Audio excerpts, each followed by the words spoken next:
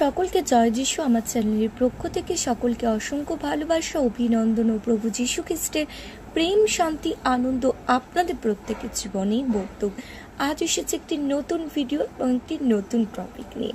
আজকের ভিডিওর টপিক হচ্ছে আশীর্বাদ। আশীর্বাদ কি আজকে জানবো আমরা আদি পুস্তকে দেখেছি ঈশ্বর আমাদেরকে নিজ হাতে গঠন করে সেই মৃত্তিকাতে নিজ প্রশ্বাস বায়ু দিয়ে আমাদের জীবন্ত করেছিলেন এবং আদম ও হওয়াকে সৃষ্টি করে তিনি আশীর্বাদ করেছিলেন যেন এই পৃথিবীতে তারা প্রজাবন্ত ও বহুবংশ হয়।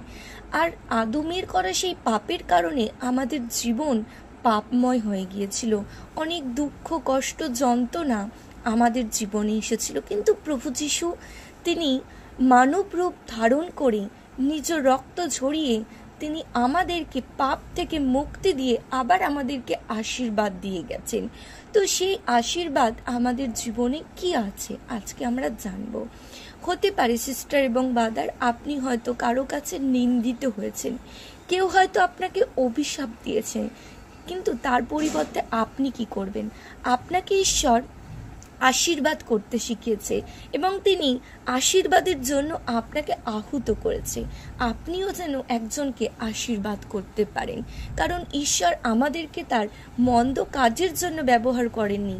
তিনি তার গৌরব, তিনি তার প্রশংসা এবং তিনি আশীর্বাদের জন্য আমাদেরকে ব্যবহার করেছেন। কারণ মানুষ জীবন প্রায় একবার মাত্রই এবং এই মানব জীবনে ঈশ্বর আমাদের প্রচুর আশীর্বাদ করেছে। তাই আশীর্বাদ সম্বন্ধে আজকে জানবো। যদি আমার সাথে কেউ খারাপ ব্যবহার বা মন্দ কিছু করে, তার পরিশোধে আমরা কি মন্দই করব? না, ঈশ্বরের বাক্য কি বলছে? 1 পিতর 3 অধ্যায়ের 8 থেকে 9 পদ বলছে, অবশেষে বলি, তোমরা সকলে সমমনা, পর দুঃখে দুঃখিত, ভ্রাতৃপ্রেমিক, স্নেহবান ও নম্র মনা হও।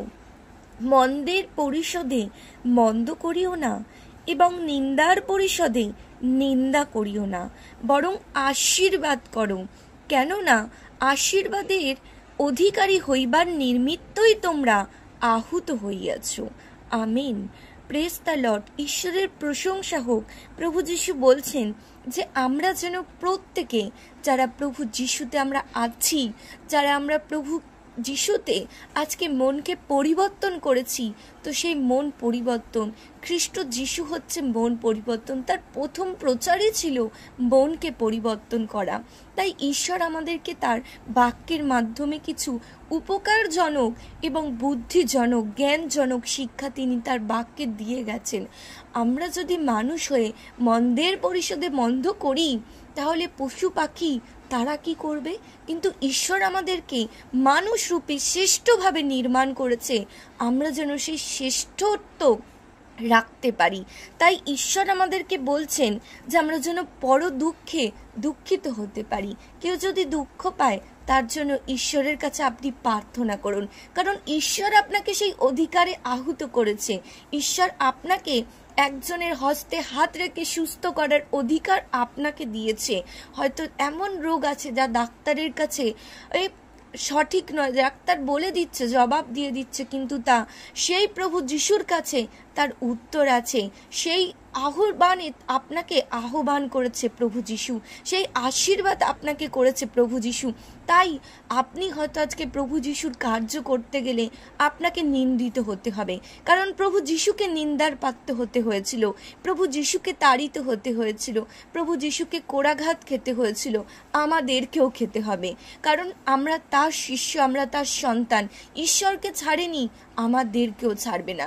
কিন্তু ঈশ্বর তার জায়গা থেকে তিনি প্রমাণ করে গেছেন তার প্রেম। তাই আমরাও তার শিষ্য হয়ে প্রমাণ করে যাব প্রভু যিশু খ্রিস্টের করা সেই প্রেম। তাই ঈশ্বর বলছে 9 পদ, মন্দের পরিশোধে আমরা যেন কখনো কারো মন্দ না করি। কেউ যদি আমাদের নিয়ে নিন্দা করে, তার পরিশোধে যেন আমরা যেন নিন্দা না করি, আমরা তাকে অভিশাপ যেন না দিই, আমরা আশীর্বাদ করব।